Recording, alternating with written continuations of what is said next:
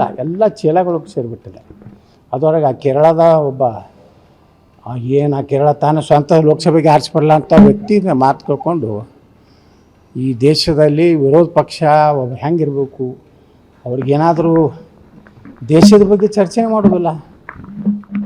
ಬರಗಾಲದ ಬಗ್ಗೆ, ಅತಿವೃಷ್ಟಿ ಬಗ್ಗೆ, ನೀರಾವರಿ ಬಗ್ಗೆ ಏನು ಲೋಕಸಭೆಯಲ್ಲಿ ಏನು ಚರ್ಚೆ ಆಗ್ತಾಯಿದೆ?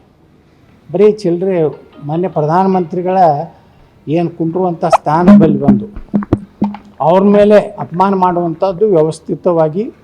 ಇದಕ್ಕೆಲ್ಲ ನನಗನ್ನಿಸ್ತದೆ ರಾಹುಲ್ ಗಾಂಧಿ ಒಬ್ಬ ಚೀನಾ ಪಾಕಿಸ್ತಾನ ಏಜೆಂಟ್ ಇದ್ದಂಗೆ. ನಾನು ಅವರ ಪೂರ್ತಿ DNA ಚೆಕ್ ಮಾಡ್ಬೇಕಂತ ಹೇಳ್ತೇನೆ.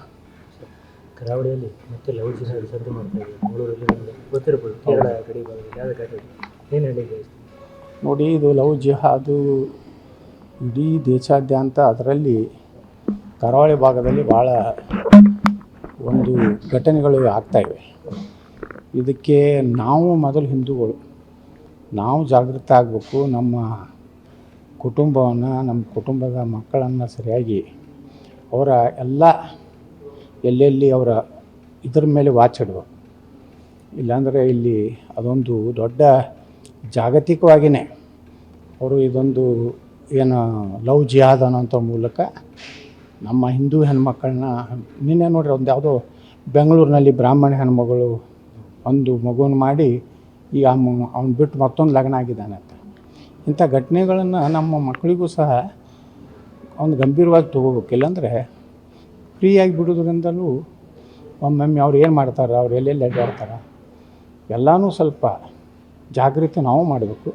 ಯಾಕಂದರೆ ಈ ಸರ್ಕಾರ ಅಂತೂ ಮಾಡೋದಿಲ್ಲ. ಈ ಸರ್ಕಾರ ಅದಕ್ಕೆ ಬೆಂಬಲ ಇದೆ.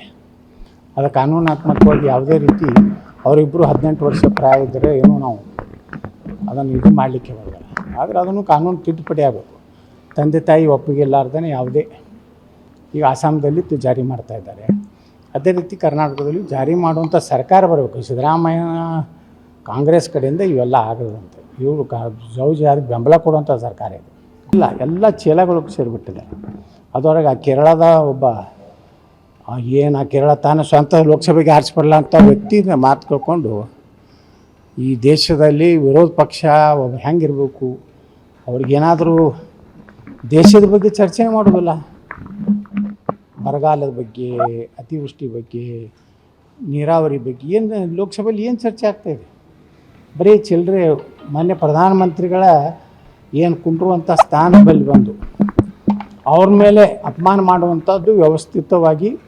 ಇದಕ್ಕೆಲ್ಲ ನನಗನ್ನಿಸ್ತದೆ ರಾಹುಲ್ ಗಾಂಧಿ ಒಬ್ಬ ಚೀನಾ ಪಾಕಿಸ್ತಾನ ಏಜೆಂಟ್ ಇದ್ದಂಗೆ. ನಾನು ಅವರ ಪೂರ್ತಿ DNA ಚೆಕ್ ಮಾಡ್ಬೇಕಂತ ಹೇಳ್ತೇನೆ.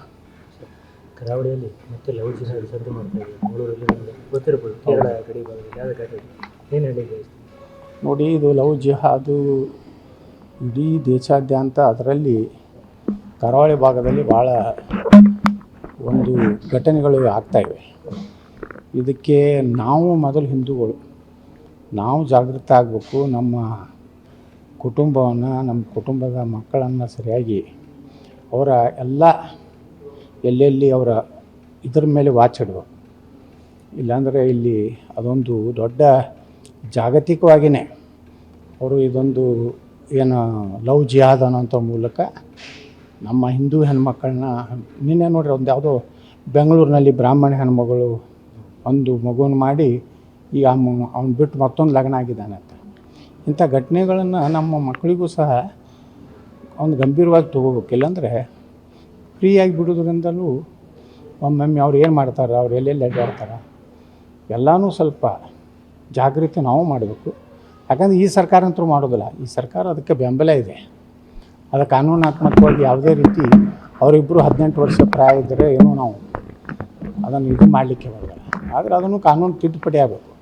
ತಂದೆ ತಾಯಿ ಒಪ್ಪಿಗೆ ಇಲ್ಲಾರ್ದೇ ಯಾವುದೇ, ಈಗ ಆಸಾಮದಲ್ಲಿ ಜಾರಿ ಮಾಡ್ತಾಯಿದ್ದಾರೆ, ಅದೇ ರೀತಿ ಕರ್ನಾಟಕದಲ್ಲಿ ಜಾರಿ ಮಾಡುವಂಥ ಸರ್ಕಾರ ಬರಬೇಕು. ಸಿದ್ದರಾಮಯ್ಯ ಕಾಂಗ್ರೆಸ್ ಕಡೆಯಿಂದ ಇವೆಲ್ಲ ಆಗದಂತೆ. ಇವರು ಲವ್ ಜಿಹಾದ್ಗೆ ಬೆಂಬಲ ಕೊಡುವಂಥ ಸರ್ಕಾರ ಇದೆ.